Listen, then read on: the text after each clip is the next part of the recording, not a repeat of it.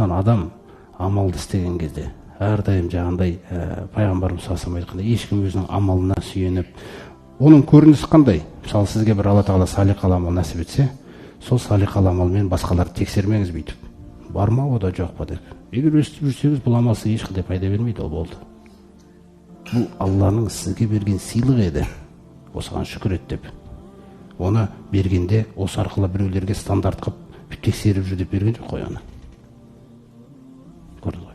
Сондықтан әрбір істеп жатқан нәрсе, тіпті намаздың өзі, қарапайым намаз, жаңағы намаз амалына қарайтын болсақ, 5 уақыт намаздың, әрбір 5 уақыт намаздан кейін, біз намазы оқып болғаннан кейін, мысалы біреуіңіз жеке оқып тұрған кезде де Алла тағала сондай бір ерекше нәсіп еткен шығар сезім. Сәждені сездіңіз, көзіңізге жас нәсіп еткен шығар Алла тағала.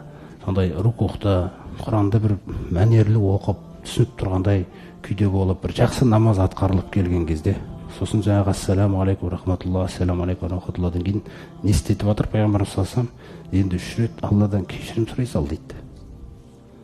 Астағфируллах. Салиқалы амалдан кейін кешірім сұра дейді Алладан. Шайтанды жақыптан тақындатпау үшін нәпсіңізге. Егер Раббың нәсіп етпегенде, оны ондайға оқи алмайтын едім мен деп айтыңыз. Раббым, сен ғой мені қолдаған осы істің басынан аяғына дейін. Астағфирулла, астағфирулла, астағфирулла деп сосын, Аллахым, сәлем сенен, сен сәлемсің, сәлем тек сенен деген нәрсені айтып отыр. Мен жақсы болсам да менің жақсылау маған сәлемді әкеле алмайды, егер сен маған сәлемді бермесең. Жаңа пайғамбарымыз салса бір дұғасында айтады: Аллахумма ла маниға лима атойта.